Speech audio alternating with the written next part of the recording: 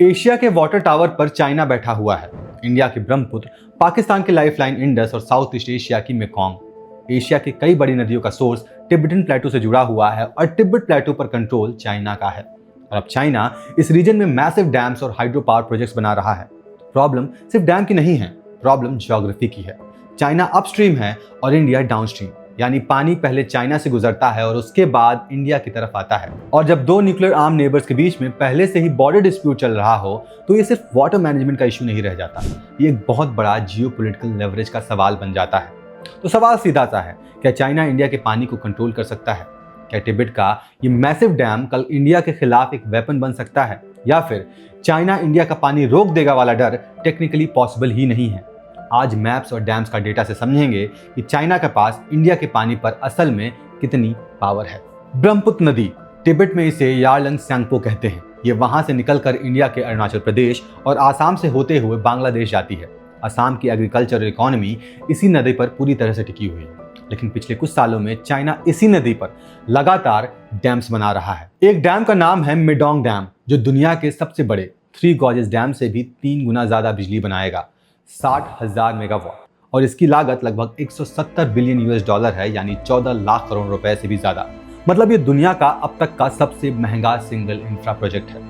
China ने इसका construction officially जुलाई 2025 में ही शुरू कर दिया है। इसका मतलब ये है ये कोई पुरानी बात नहीं है, ये अभी की कहानी। लेकिन सवाल ये है कि चाइना आखिर इतना बड़ा रिस्क ले ही क्यों रहा है? क्या उसे सिर्फ बिजली चाहिए? बिल्कुल नहीं, असली कहानी और ज्यादा डार्क है। चाइना अंदर ही अंदर पानी के लिए तरस रहा है। चाइना की ज़्यादातर आबादी और इंडस्ट्रीज नॉर्थ में हैं, जैसे कि उनकी कैपिटल बीजिंग, लेकिन नॉर्थ चाइना पूरी तरह से सूख रहा है।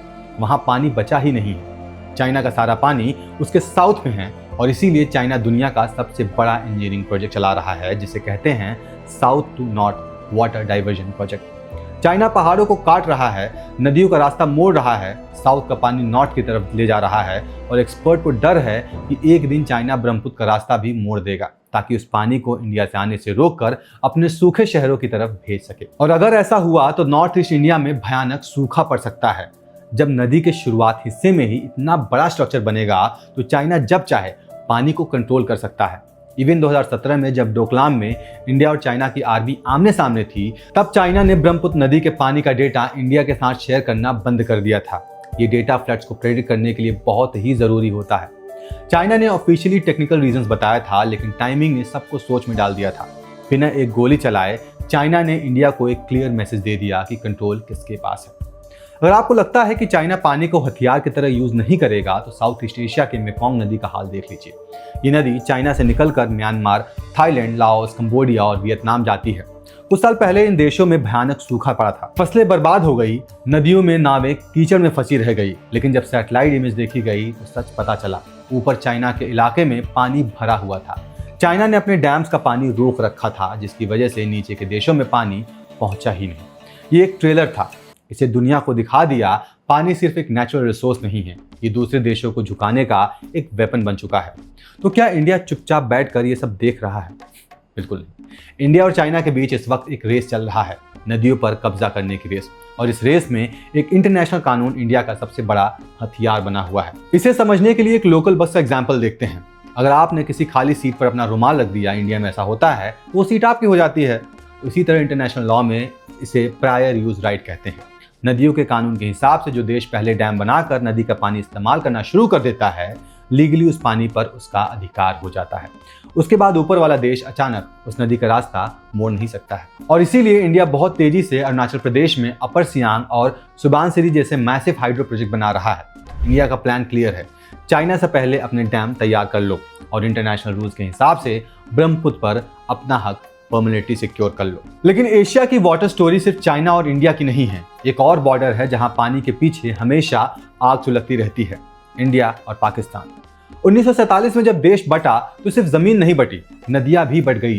पाकिस्तान की इकोनॉमी खेती का सबसे बड़ा सहारा है इंडस रिवर सिस्टम, लेकिन नदियों का कंट्रोल इंडिया के पास से होकर गुजरता है, यानी यहाँ छत की टंकी इंडिया के पास है। इस डर को खत्म करने के लिए 1960 में इंडस वाटर ट्रीटी साइन हुई। ये दुनिया की सबसे कामयाब संधि मानी जाती थी। इसने 65 का वॉर देखा, 71 देखा, कारगिल देखा, 65 साल तक कभी नहीं टूटी। लेकिन 22 अप्रैल 2025 को सब कुछ बदल गया। उस दिन पहलगाम में एक टेरर अटैक हुआ जिससे 26 निर्दोष लोग मारे गए। ज़्यादातर लोग टूरिस्ट। अगले ही दिन 23 अप्रैल 2025 को इंडिया ने एक ऐसा कदम उठा लिया जो पिछले 65 साल में कभी नहीं हुआ था। इंडिया ने पूरी तरह से इंडस वाटर ट्रीटी को अबेंस मान लिया, यानी कंप्लीटली सस्पेंड कर दिया। ये सिर्फ एक अमेंडमेंट की मांग नहीं थी, ये पूरी संधि को रोक देना था। और अब जुलाई 2026 में भी, यानी इस वीडियो के बनते वक्त, ये ट्रीटी सस्पेंड ही है। इंडिया ने 3 जुलाई 2026 को फिर से साफ कर दिया है कि जब तक पाकिस्तान टेररिज्म को सपोर्ट खत्म नहीं करता है, ट्रीटी वापस शुरू नहीं होगी। और इसका असर कितना बड़ा है, पाकिस्तान के डिफेंस मिनिस्टर ने जून 2026 में खुद कहा, अगर उन्हें लगे कि वाटर सिक्योरिटी को खतरा है तो वो इसके लिए इंडिया से वॉर तक कर सकते हैं। सोचिए, पानी अब सिर्फ रिसोर्स नहीं रहा, ये अब वॉर की वजह बन सकता है। और ये झगड़ा सिर्फ टीटी तक सीमित नहीं है। इंडिया ऑलरेडी चेनाब और झेलम रिवर पर किशनगंगा और रैटले जैसे हाइड्रो प्रोजेक्ट्स बना चुका है। पाकिस्तान इस बार भी इंटरनेशनल कोर्ट ऑफ आर्बिट्रेशन में गया, जिसने मई 2026 में एक रूलिंग दी, लेकिन इंडिया ने उसे सीधा रिजेक्ट कर दिया, कहते हुए कि ये कोर्ट इलीगल है और पाकिस्तान का एक शेरेड है अपनी टेररिज्म से ध्यान हटाने के लिए। यानी जो ट्रीटी कभी दुनिया की सबसे सक्सेसफुल वाटर शेयरिंग एग्रीमेंट मानी जाती थी, वो आज अपने सबसे बड़े क्राइसिस से गुजर रही है। और इन सब जियोपॉलिटिकल टेंशन को 100 गुना बढ़ा रहा है एक silent killer, climate change. Hindu को हिमालयन असेसमेंट रिपोर्ट कहती है कि अगर ग्लोबल वार्मिंग को सबसे एम्बिशियस तरीके से भी कंट्रोल कर लिया जाए, यानी पेरिस एग्रीमेंट के 1.5 डिग्री टारगेट को अचीव कर लिया जाए, तब भी इस सदी के अंत तक हमारे ग्लेशियर का 1/3 हिस्सा खत्म हो जाएगा। और अगर एमिशन कंट्रोल नहीं हुआ तो ये नुकसान 2/3 तक पहुंच सकता है। जब बर्फ नहीं होगा तो नदी का पानी सूख जाएगा। तब ये युद्ध टैंकों से नहीं बल्कि किसान के खेत और सब्जी मंडी से शुरू होगी। 20th सेंचुरी में ताकतवर वो था जिसके पास ऑयल फील्ड्स थे। आने वाले वक्त में असली किंग वो होगा जो पानी कंट्रोल करेगा। और अगली बार जब आप एक गिलास पानी पिए तो सोचिएगा, क्या ये सिर्फ पानी है या फिर किसी और देश का आप पर साइकोलॉजिकल कंट्रोल। आप क्या सोचते हैं, क्या भारत पानी के इस गेम में चाइना को पीछे छोड़ पाएगा? अपने विचार कमेंट्स में ज़रूर लिखें और वीडियो पसंद आई हो तो सब्सक्राइब करें और शेयर भी कर दीजिए। मिलते हैं अगले वीडियो में। जय हिंद।